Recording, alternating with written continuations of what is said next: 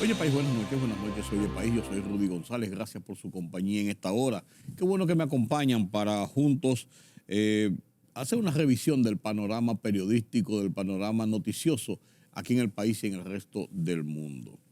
No cabe duda que el tema que ha llamado la atención de la población dominicana en el día de hoy, como era de esperarse, es el tema de la inundación violenta que sufrió la capital y otras partes del país el pasado fin de semana, viernes, para ser más específico, en horas de la tarde-noche y todavía en horas de la noche a propósito del paso de una onda tropical por República Dominicana. Yo quiero ver esto en varias vertientes. Vertiente número uno. Hay gente que se queja y está diciendo que las autoridades de meteorología, el COE, no tuvieron la prevención de decir lo que iba a pasar. No. Desde muy temprano, en la mañana, el día anterior y en la mañana, se comenzó a informar ya cada vez más, de una forma más continua, de la incidencia de fuertes lluvias sobre el país a propósito del paso de esa onda tropical. Y se fue aumentando, incluso se fueron estableciendo alertas verdes, después alerta amarilla para una parte del país, principalmente en toda esta franja que incluía Santo Domingo, el Gran Santo Domingo, y en otras partes alerta verde. ¿Qué son las alertas? Las alertas tienen el siguiente significado. Alerta verde significa que va en una zona determinada, se va a producir una cantidad de lluvia que debe mantener en estado de alerta a la gente porque podría provocar inundaciones, porque podría provocar desbordamientos de río y todo esto. Alerta amarilla es la inminencia de que eso va a pasar y que deben tomarse previsiones por encima de eso. Cuando llega la alerta roja es de salgas huyendo, que no hay quien pueda. O sea, son tres tipos de alerta, pero cuando comienzan a ser clasificadas como alertas verde, amarilla y roja, que es la máxima alerta, ya hay significado de que se van a producir en esa zona, por la cantidad de lluvia, se pueden producir inundaciones, desbordamientos de río, grandes congestionamientos de agua y que pueden provocar desastres a la vida humana, a la propiedad pública y privada, en las calles, en el alumbrado eléctrico, de todo este tipo de cosas. Las autoridades lo anunciaron. Sin embargo, el cúmulo de lluvia que se produjo entre 5 y algo de la tarde, estoy hablando del Gran Santo Domingo, entre 5 y algo de la tarde, y las 7, 7 y media, 8 de la noche, o sea, en esas 2 horas y tanto, fue que se desplomó, como dice, se desplomó el cielo. La cantidad de lluvia que se registró fue muy por encima de todos los estimados en una zona específica. Y eso lo explicaron las autoridades. Yo no estoy excusando ni estoy tratando de minimizar la responsabilidad pública. Sin embargo, he visto las explicaciones de los expertos en ese sentido y todo coincide en que fue tan fuerte, tan grande el cúmulo de lluvia que se registró que provocó las inundaciones en los niveles que se provocaron demasiado rápido. Mucha gente se queja de que el sistema sanitario, el sistema de desagüe de la ciudad capital no sirve. Miren, señores, París se ha inundado. Nueva York, las grandes ciudades en los Estados Unidos, en Europa, se inundan cuando se desploma el cielo, como ocurrió el viernes en la noche sobre el Gran Santo Domingo. Cae una cantidad de agua en un tiempo mínimo, no hay drenajes que soporte eso. Donde se mide realmente, yo eso lo he aprendido y lo he estudiado, donde se mide realmente la capacidad de drenaje de una ciudad es cuando terminan las lluvias o amainan las lluvias, la capacidad que tienen las calles, las avenidas, los ríos, de volver a unos niveles aceptables. Ustedes han recordado ya en algunos sitios donde se queda el agua después de las lluvias, se queda hasta un día y hasta 2 días, inundado todo. Ahí se demuestra la capacidad del drenaje. Eso por un lado. Por otro lado, actuó la autoridad rápidamente, de emergencia, rápidamente, cuando se vio la magnitud de lo que estaba pasando en las primeras media hora de lo que estaba pasando en el Gran Santo Domingo. Evidentemente que no. Evidentemente que no. Cuando vino la autoridad de socorro, Defensa Civil, léase Obras Públicas, léase el Ayuntamiento, entre otros, a reaccionar, ya el daño estaba hecho. Según el COE, en una cuenta que tenía hasta el lunes en la mañana, por los reportes de traslados que hicieron las grúas de vehículos inundados, tenían una lista de 855 vehículos inundados en el Gran Santo Domingo, principalmente en el Distrito Nacional. Una cifra que se duplicó posiblemente o que se multiplicó por más de una vez, a decir de las autoridades, cuando otros vehículos comenzaron a ser sacados, trasladados a talleres visiblemente inundados y muchos de ellos inservibles. Esa es la realidad de lo que ocurrió aquí. Esa es la realidad de lo que ocurrió aquí. Ahora, ¿qué podemos hacer después de lo ocurrido? Ganar experiencia en ese sentido. Tratar de buscar medidas de soluciones más efectivas en cuanto al drenaje y en cuanto a la seguridad de muchas construcciones hechas, por ejemplo, en el polígono central de la capital. Por ejemplo, en muchos otros sitios pasó también. En el polígono central de la capital, donde la mayoría de las torres que se han hecho, de los edificios que se han hecho, de las plazas comerciales que se han hecho, de bancos comerciales, de todo, son soterrados. ¿Cuál es la capacidad real de drenaje que tienen esos soterrados? Porque cuando cae una cantidad de lluvia como la registrada el viernes pasado, las probabilidades de inundación violenta está ahí, es tangible. Si no hay una receptividad y rápidamente evacuación de esa agua, se convierten todos esos sótanos en piscinas. Se convierten en piscinas y al convertirse en piscinas todos esos sótanos, entonces viene el serio problema del peligro que representa para la propiedad pública, la propiedad privada e incluso para la vida humana. En muchos de esos soterrados hubo problemas eléctricos, generadores que se dispararon, que no estaban preparados y recubiertos y aislados de una forma tal que una cantidad de lluvia de la naturaleza, del agua que entró a esos sitios tan rápidamente pudiera provocar cortocircuito. Hubo muchos problemas. Aquí no hubo gente electrocutada. Yo digo que por la gracia de Dios, señores, en cantidad, por la gracia de Dios. Eso que vimos ahí a lo largo de toda la noche y los videos que se han reproducido y que se han distribuido por todo el país, dejan muy claramente lo que ocurrió en 2 horas y pico, aunque siguió lloviendo toda la noche, pero ya amainó mucho menos violento. Entonces eso indica realmente lo que estábamos viviendo, lo que vivimos los dominicanos a propósito de esa situación. En el editorial de hoy del Listín Diario, Miguel Franjul lo llama los problemas de siempre y trata este tema en más profundidad. En la voz de su director, Miguel Franjul, oigamos el editorial de hoy del Listín Diario.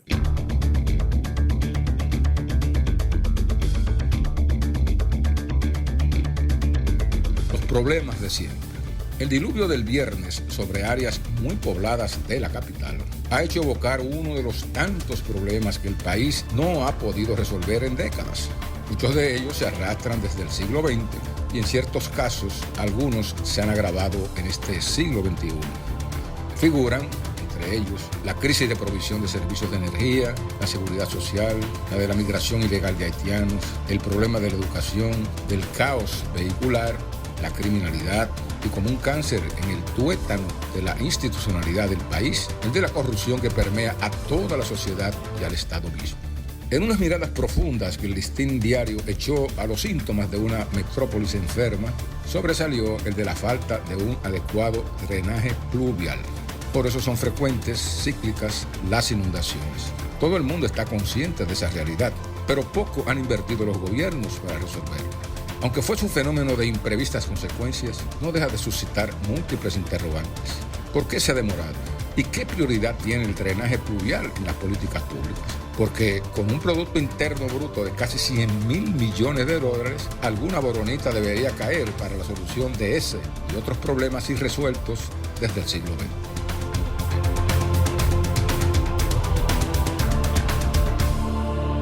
Esa es la realidad de lo que ocurrió. Esa es la realidad de lo que ocurrió. Como le decía anteriormente, la gente se confió, no esperaba una avalancha de agua de esa naturaleza. La gente no hizo previsiones sobre eso porque es algo que no había ocurrido en esa magnitud por el anuncio de una onda tropical sobre la capital dominicana, sobre el resto del país. Las aseguradoras ahora tienen la mano sobre la cabeza. El sábado era imposible conseguir una grúa para movilizar vehículos. Uno de mis vehículos, mi vehículo de uso cotidiano, quedó inundado totalmente inservible, se inundó hasta el techo. Pero estaba en el parqueo de un local donde yo estaba trabajando a esa hora, en mi programa de radio. Y déjenme decirles, señores, las compañías de seguros tienen un reto por delante. El presidente de la República dio instrucción a la Superintendencia de Seguros para que agilizara con las aseguradoras, evitar que esto sea un trastorno ahora y que se provoquen una serie de demandas y una serie de dilaciones y las cosas que hacen muchas veces en este país. Entonces las aseguradoras, las grandes y las pequeñas, tienen ante sí un reto de resolverle a la población que usa sus servicios en la medida en que han sido sus daños. Hay muchos vehículos que van a quedar inservibles. Hay muchos otros vehículos que su reparación va a costar mucho dinero. Hay entre 6 y 8 personas fallecidas que tendrán que asistirlas las autoridades por esto. Muchas otras personas que sufrieron daños en la propiedad. Y ahí el Estado, el gobierno central, tiene que usar de sus recursos, no solamente recursos económicos, sino también para agilizar de la forma que sea posible todo esta recomposición de los daños ocurridos. Les digo, hasta la mañana de este lunes, el COE, el Centro de Operaciones de Emergencia, tenía 855 vehículos remolcados, inundados en el Gran Santo Domingo, y eso tomando en cuenta las operaciones de las grúas de las compañías de seguro y las compañías de grúas privadas. Todavía el domingo, el lunes, bueno, cuando yo llamé a la grúa de mi seguro, me dijeron el mismo lunes en la noche y después el día, llamé por la mañana porque las líneas se caen. A las 7 de la mañana me respondieron y me dijeron, estamos tomando turnos y ya van por el domingo en la tarde o lunes en la mañana para poder asistir a nuestros clientes que están demandando servicios de grúas. Sábado en la mañana ya estaban refiriendo para el lunes. Claro, nosotros buscamos rápidamente una grúa privada, le pagamos porque había que sacar el vehículo donde estaba, una grúa privada, y lo sacamos ya sobre el mediodía del sábado. Y hubo que pagar poco más de 2 veces lo que normalmente cobra una grúa por sacar un vehículo dañado de un sitio, llevarlo a un sitio y trasladarlo aquí mismo en el Distrito Nacional, muy cerca, a un taller. Pero la necesidad tiene cara de hereje y hubo gente que hizo su agosto en noviembre. Eso nadie lo obliga, usted lo hace o no lo hace. Yo opté por hacer ese pago. Entonces, las compañías de seguros tienen ahora un reto ante sí. Y la superintendencia de seguros, que no debe ser una figura contemplativa, tiene que poner su esfuerzo y disponer medidas para que se agilicen estos trámites y para que la gente quede lo suficientemente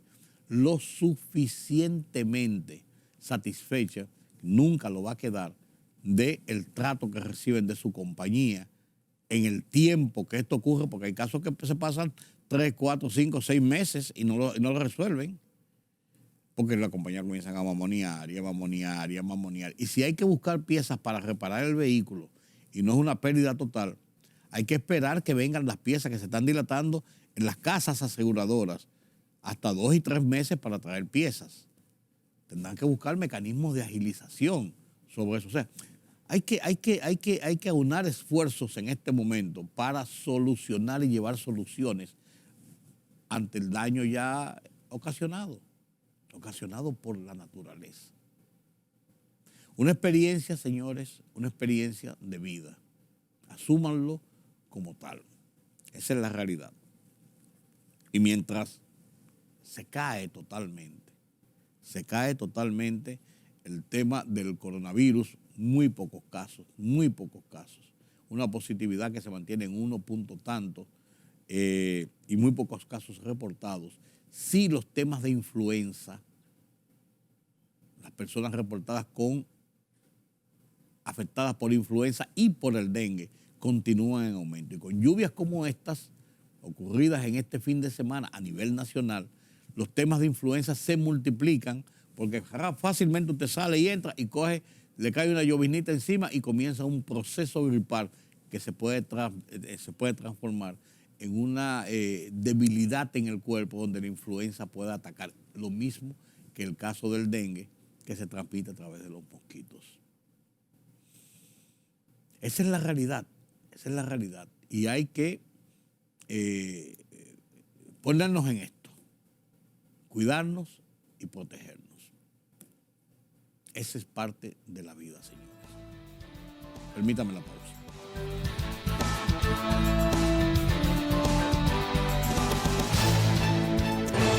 La libertad solo reside en los estados en los que el pueblo tiene el poder absoluto. Por el respeto a los valores democráticos y la dignidad del pueblo dominicano, El Rumbo de la Tarde, plural, objetivo, comprometido siempre con la verdad. Con Georgie Rodríguez, Rudy González, Diulca Pérez y Ramón Colombo. Los poderosos ya están en el aire.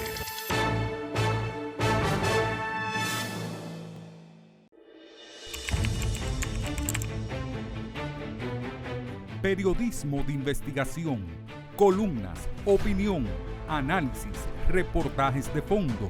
Hora por hora, una completa plataforma multimedia. Periodismo con valor. Noticias horaporhora.com.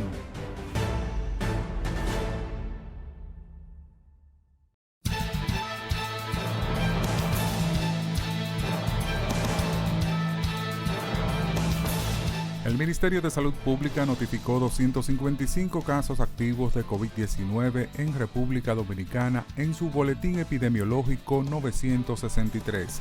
De acuerdo al reporte de la Dirección General de Epidemiología, la positividad en las últimas 4 semanas se sitúa en 1.26%. El ministro de Administración Pública, Darío Castillo Lugo, adelantó que se encontró evidencias de personas que cobran pero que no son empleadas del Ministerio de Educación. No obstante, pese al adelanto, el funcionario se limitó a decir que será el titular del MINER, Ángel Hernández, quien dará a conocer todos los detalles. El director del Centro de Operaciones de Emergencias COE, Juan Manuel Méndez, reiteró y confirmó que apoyaría al presidente Luis Abinader si éste se reelige para las elecciones del año 2024. Cuando aquí era una mala palabra decir que eras del gobierno anterior, el presidente no le hizo caso a nadie y me dejó ahí. Es que a eso es que me refiero. Una persona que te distingue y te trata de esa forma, lo mínimo que puedo hacer es apoyarle, explicó Méndez durante una entrevista. El número de fallecidos por las inundaciones del pasado viernes en el Gran Santo Domingo subió a 6 las víctimas, informó el Centro de Operaciones de Emergencias COE. El reporte del COE indica que los fallecimientos ocurrieron en el Distrito Nacional y algunos sectores de Santo Domingo Este. En estos lugares se produjeron crecidas de cañadas e inundaciones urbanas.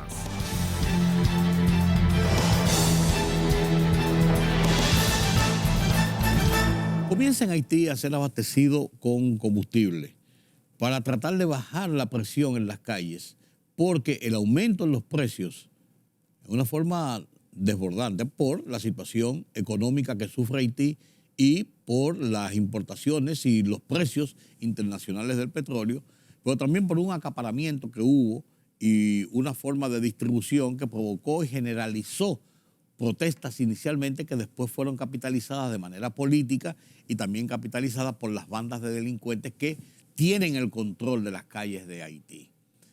El gobierno comenzó el inicio de la semana ya con una distribución, incluso República Dominicana dio luz verde para abastecer o vender dentro de las posibilidades combustible como gasoil, como gas propano, principalmente dirigidas a hospitales y a las personas que lo necesitan. Con este y otros temas, además de la guerra, Pedro Vargas nos presenta las internacionales desde la redacción central de Oye País.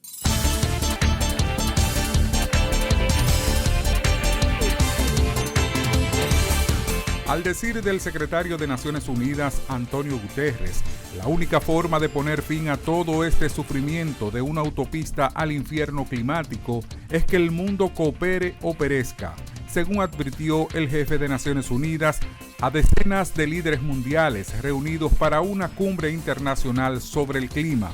Estaba previsto que más de 100 líderes hablaran en los próximos días sobre cómo enfrentar una situación que va a peor y que los científicos describen como el mayor desafío de la Tierra. Casi 50 jefes de Estado o gobierno empezaban a tomar el estrado en el primer día de diálogos de alto nivel en esta edición de la Cumbre Climática Anual de Naciones Unidas, conocida como COP27.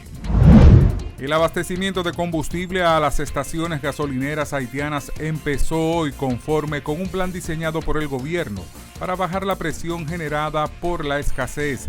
Esto poco después de que la policía recuperara el control de la mayor terminal petrolera del país que estaba en manos de bandas armadas.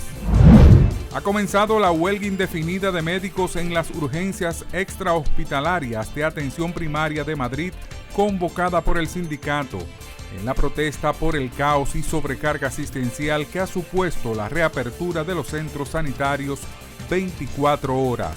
La Consejería de Sanidad ha fijado unos servicios mínimos del 100%, lo que según el sindicato de médicos vulnera el derecho a huelga, algo que por desgracia suele ser habitual y que la justicia valora con varios meses de retraso.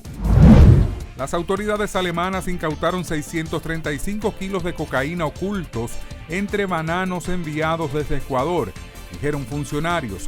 La droga comprimida en bloques y envuelta en película plástica fue encontrada el 27 de octubre en varios paquetes en el oeste de Alemania, informó la oficina de aduanas en Essen.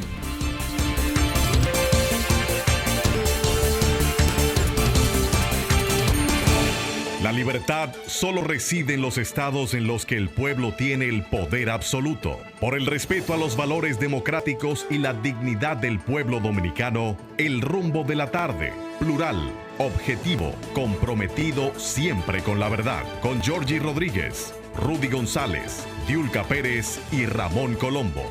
Los poderosos ya están en el aire.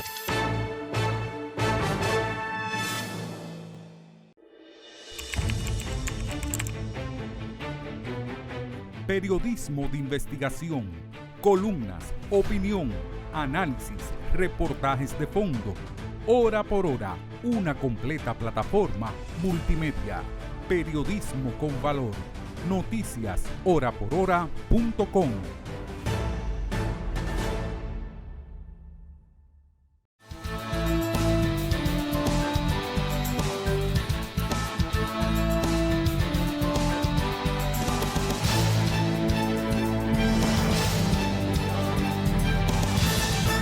Las elecciones de Estados Unidos de medio término, que se realizan el primer martes después del primer lunes del mes de noviembre de cada 4 años, pero las de medio término de cada 2 años, se registran este martes. Este martes el Congreso de los Estados Unidos va a sufrir una evaluación, porque muchos tratan de reelegirse y otros tratan de entrar al Congreso, principalmente a la Cámara de Representantes con 400 y tantos de miembros, que equivale a la Cámara de Diputados de República Dominicana, además de los gobernadores, son bailoteados. Y una tercera parte del Senado, que está compuesto por 101 legisladores, es también removido. ¿Qué es lo importante de estas elecciones? Que las elecciones de medio término trazan una línea de hacia dónde se perfilan las elecciones presidenciales que se van a registrar dentro de 2 años más para escoger al presidente y vicepresidente y otra parte del Congreso. Los demócratas han tenido el control del Senado y la Cámara de Representantes. Parece que están en vías, lo que se perfila, de que podían perder esas 2 posibilidades. Y teniendo el poder que tiene el Congreso en los Estados Unidos, eso puede colocar la administración de Biden, si ocurriera, en una forma muy incómoda y pudiera entonces ayudar a los republicanos e inclusive a Donald Trump en sus afanes de presentarse nueva vez como candidato presidencial. Tienen una trascendencia importantísima estas elecciones. Desde La Voz de los Estados Unidos de América, la VOA, Gonzalo Abarca nos presenta en el foro de esta semana una radiografía del proceso eleccionario y sus consecuencias en los Estados Unidos. Comparto con ustedes este reportaje interesantísimo, esta presentación de Gonzalo Abarca y sus invitados y lo que está pasando en las elecciones norteamericanas, con lo que despedimos nuestra emisión de esta noche aquí en Oye País, y los convoco para mañana para seguir analizando temas de interés nacional e internacional. Pasen un feliz resto de la noche.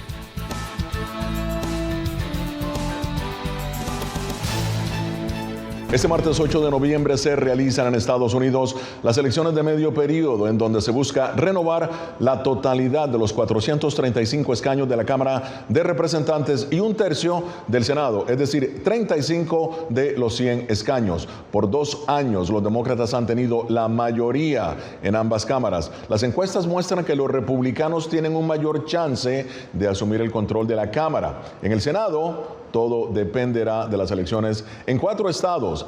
Bien, para analizar el tema me acompaña el doctor Eric Langer, profesor de Georgetown University, y también Robert Valencia, quien es miembro de Conectas y también es ex editor de Newsweek.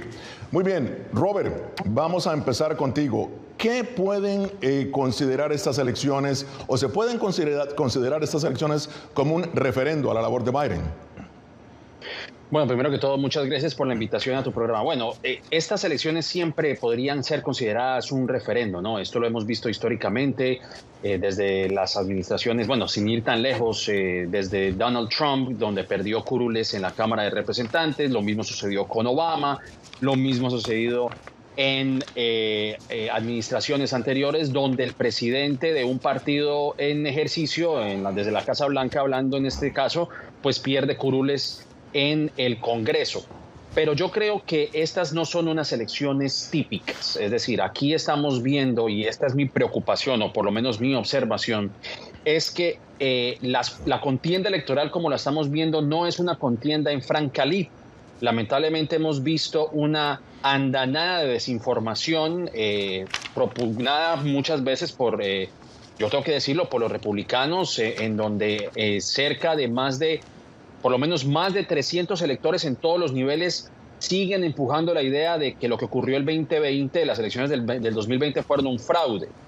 Y muchos de ellos están ocupando o aspirando a cargos bastante importantes, desde jueces en las cortes altas, incluso, por ejemplo, el caso, o fiscales en este caso, o un ejemplo clarísimo es la gobernatura de Arizona, donde Corey Lake, que es la probable candidata y la probable ganadora, de acuerdo a las encuestas, ella sigue empujando esa teoría de que hubo fraude el 2020. Entonces, creo que más allá de ser un referendo por las políticas de Biden, me preocupa mucho lo que pueda llegar a ocurrir de cara al 8 de noviembre. Esa es la verdad.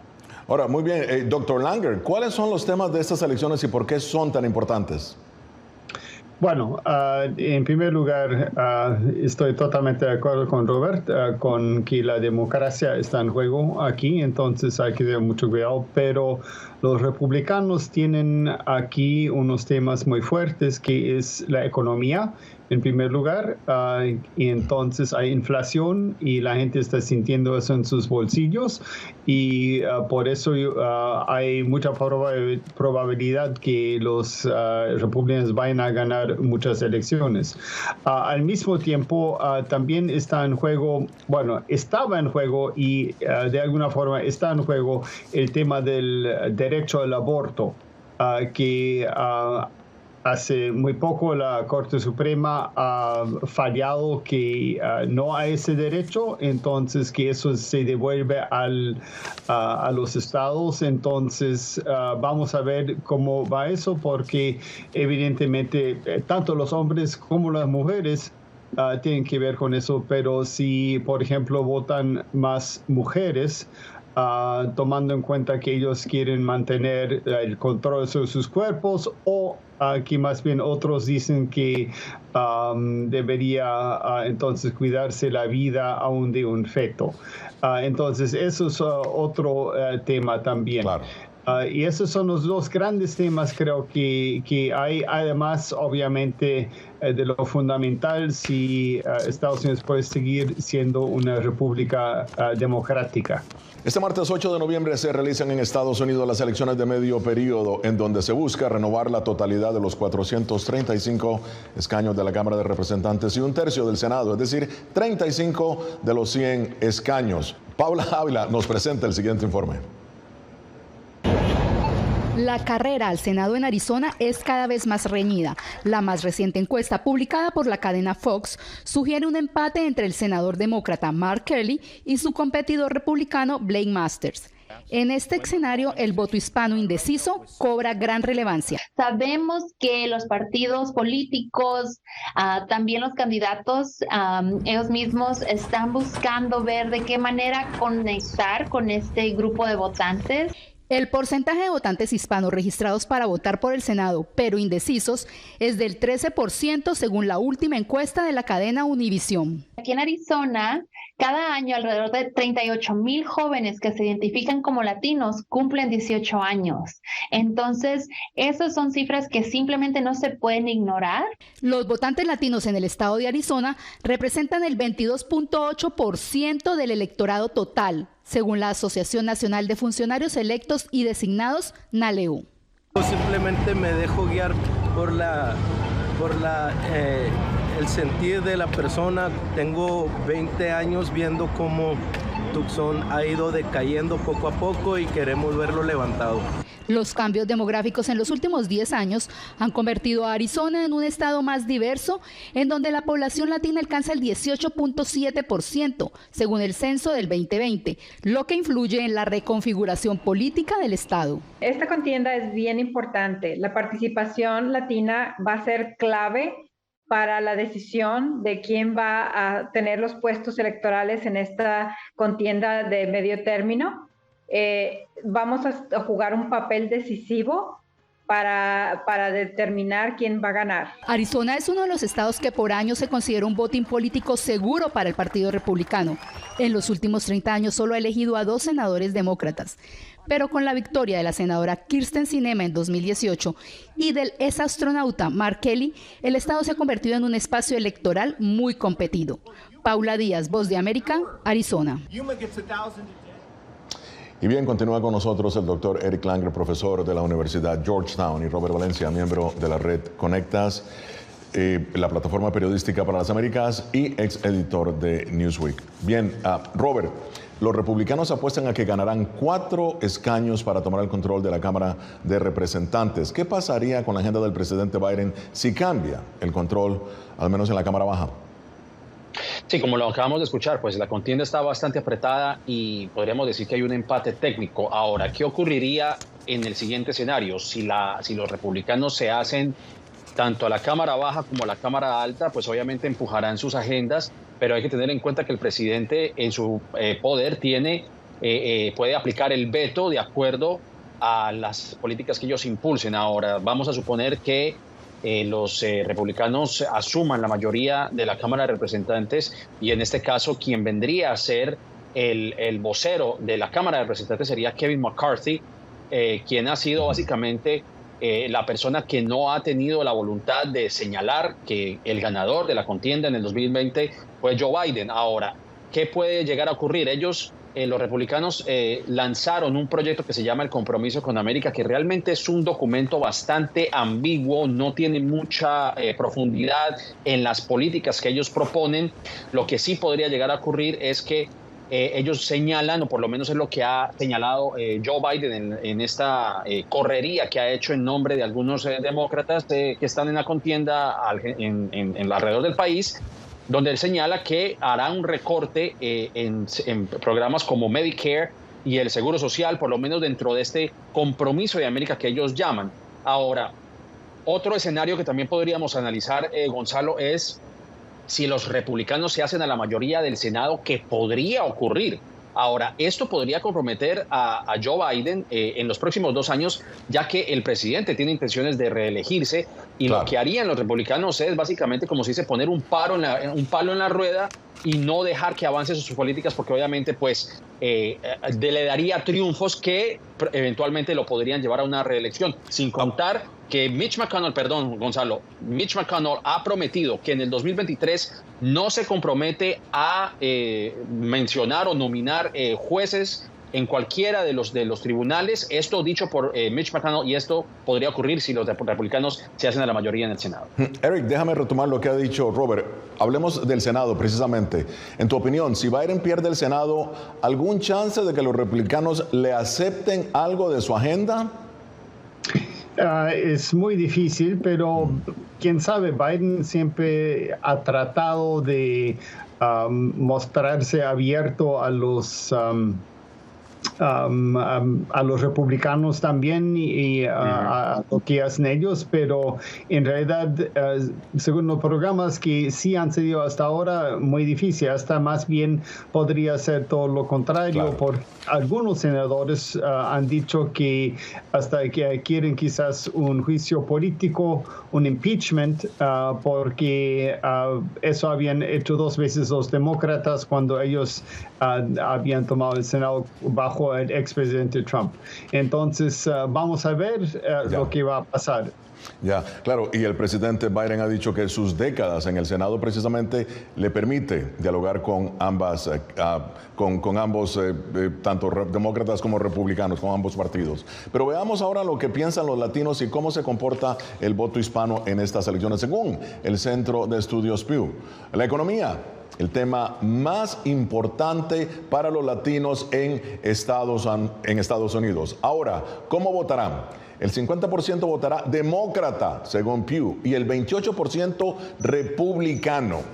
De todos los votantes hispanos, el 54% desaprueba la labor de Biden contra un 45% que la aprueba. Yo siempre lo he dicho, que nosotros los latinos somos conservadores, somos de valores conservadores, y a mí siempre me llamó la atención que los latinos votaran por el Partido Demócrata, debido a la manera como se han alejado los demócratas de los valores principales de los latinos, que es fe, familia, amor al trabajo y además libertad.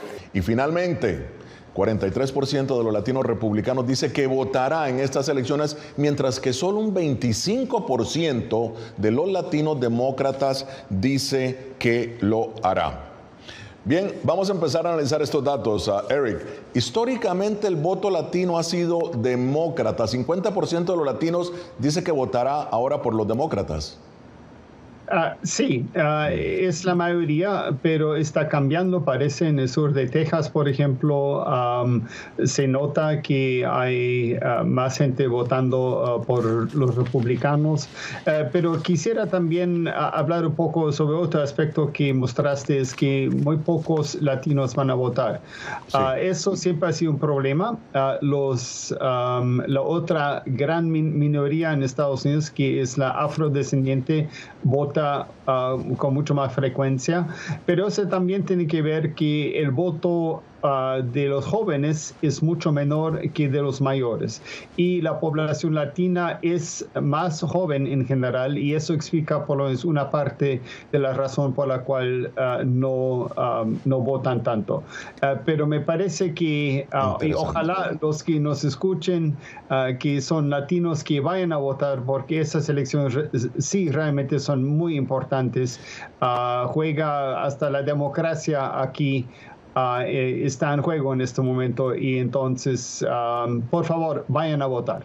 Eso es lo que ambos partidos dicen, que vayan a votar. Pero fíjate también, qué interesante, Eric, lo que estás diciendo. Los mismos republicanos han dicho, y ya han salido en un documento, de que acusaron al presidente Biden de divisivo al decir que la democracia estaba en juego, porque dicen que están todas las cartas presentes. Pero es interesante. Ahora, Robert, ¿por qué crees que los latinos demócratas están apáticos en su intención de voto? Solo el 25% dice que votará, mientras que los republicanos sí desean salir a votar, según el Centro Pew.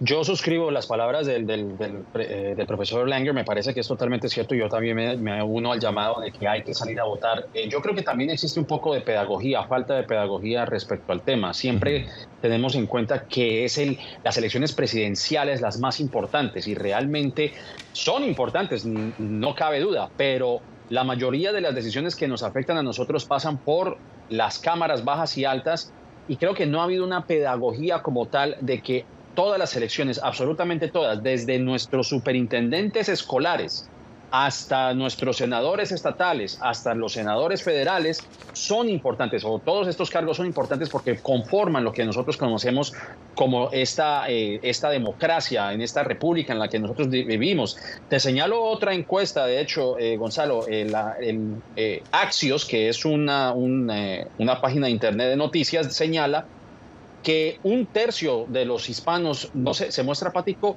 en general, tanto demócratas como republicanos, y yo creo que de alguna manera lo que señala es esta rencilla política que ha existido, esta división que ha existido, estas peleas que se han suscitado desde hace años, y creo que eso también ha creado una apatía frente a la política. Pero como vuelve y señaló el presidente, yo creo, el profesor Langer, creo que es importante hacer un acto de pedagogía, de que muchas personas dicen, bueno, a mí la política no me importa. Bueno, la política se va a meter contigo de alguna u otra manera, porque no hay ninguna área de nuestra vida que no se vea impactada por las decisiones que se tomen desde el Capitolio. Profesor Langer, ahora sí, hay 4 estados claves para las elecciones al Senado. ¿Están los demócratas obligados a ganar en los 4 estados? Bueno, si ganan los 4 estados, consiguen la mayoría. Pero si no, entonces van a perder. Lo que ahora es un empate en realidad, porque hay 50 curules que están en las manos de los demócratas y 50 en las manos de los republicanos. Pero eso efectivamente quiere decir que los demócratas tienen la mayoría, porque la vicepresidenta también vota si hay un empate. Y entonces, efectivamente, los demócratas tienen 50. El asunto es que en el estado de Pensilvania se retiró un senador, y entonces ahora hay un espacio abierto para que los demócratas puedan ganar, y si ganan, entonces pueden tener la mayoría absoluta, aún sin la ayuda de la vicepresidenta. Entonces, claro. Bueno, si ganan, entonces sí tienen la mayoría, y si pierden uno, ya va a seguir lo mismo, y si pierden 2, entonces van a tener la minoría. Ahora, Robert, qué interesante el estudio del Centro Pew. Dice que es el tema de la economía, y los republicanos insisten, es prácticamente el buque insignia en su campaña, la economía en Estados Unidos. ¿Recuerdas cuando los demócratas primero culparon al COVID? Luego dijeron que la inflación era transitoria. ¿Recuerdas eso? Y ahora es culpa de Putin. Ahora voy a dejar un espacio para llenar y ver a quién van a culpar después. Ahora ellos culpan a las compañías de petróleo. Ya sabes, los estadounidenses no están comprando esas excusas, pero desafortunadamente están pagando por ello. El tema de la inflación. Insisten en que es el tema principal y, de acuerdo a Pew, está calando en el electorado. Y no tanto el tema de la inmigración, como en un principio se creía. ¿Tu análisis? Bueno, yo creo que eso también, volvemos al punto de la pedagogía. Yo creo que aquí es donde nosotros como medios de comunicación tenemos la responsabilidad de proveer una visión más amplia de lo que es la inflación. Culpar al presidente Biden, por ejemplo, o a los demócratas en este sentido, de la inflación, pues es contar la verdad a medias. Si bien sí ha tenido una responsabilidad, por ejemplo, los economistas señalan que cuando el presidente Biden lanzó estos paquetes de estímulo después del coronavirus, ya hay que señalar que acabamos de salir, o por lo menos estamos saliendo de lo peor de la pandemia. Eso también hay que tenerlo en cuenta. Ahora, decir que es el culpable, pues es decir una verdad a medias, porque también hay que tener en cuenta que hay una guerra en Ucrania liderada por Rusia, que ha impedido que muchos de los alimentos salgan al mundo, encareciendo los productos. Y por eso vemos medidas como la de la Reserva Federal en aumentar las tasas de interés. Pero todo esto tiene que estar bien explicado por los medios dentro de un contexto que para mí no se ha demostrado o no se ha explicado bien.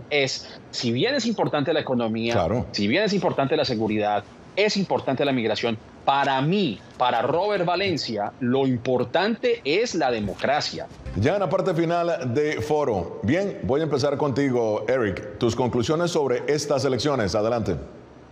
Bueno, son sumamente importantes. Creo que hay que ir a votar. Hay muchas cosas en juego, más que todo la democracia. Yo creo que hay que conservar la democracia en este país. Es la democracia más antigua del mundo y está en peligro. Entonces es muy importante ir a votar y votar por las personas que sí van a seguir conservando esta democracia. Robert, tus conclusiones sobre esta contienda política, sus temas principales. Sí, no hay nada más que agregar. Yo creo que el profesor lo ha dicho perfectamente. Lo del 6 de enero ocurrió hace menos de 2 años y todavía sigue fresco y debe seguir fresco en la memoria de los estadounidenses. No podemos simplemente hacerle caso omiso a lo que sucedió. Es un hecho de que la democracia sigue en peligro cuando tienes electores y cuando tienes un aparato mediático que sigue dándole plataforma a estas personas para seguir empujando estas teorías. Es importante hablar de otros temas, pero no podemos hablar de la economía, ni de la inflación, ni del aborto, ni ninguno de estos temas cuando el contrato social, lo que nosotros conocemos como república, está en peligro. Fíjate, Robert, rápidamente, el presidente Biden ha insistido en aprobar más jueces con visión social. ¿Tú crees que tan efectivo ha sido, muy rápidamente, el presidente con la nominación de sus jueces?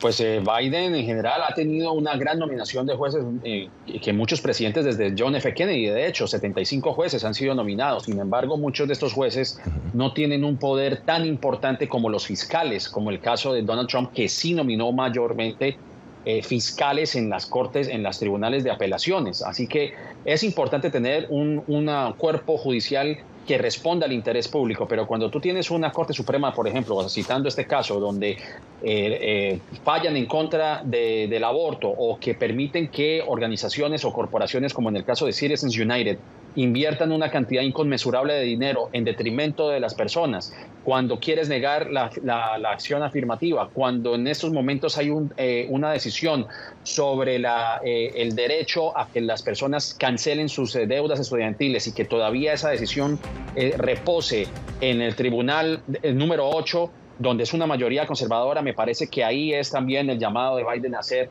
un cuerpo judicial que realmente atienda las necesidades del público del pueblo estadounidense y no simplemente a grupos de intereses. Bien, llegamos así al final de esta edición de Foro, la democracia activa aquí en Estados Unidos, elecciones de medio periodo. Nos vemos la próxima semana. Desde Washington les habló Gonzalo Abarca. Hasta pronto.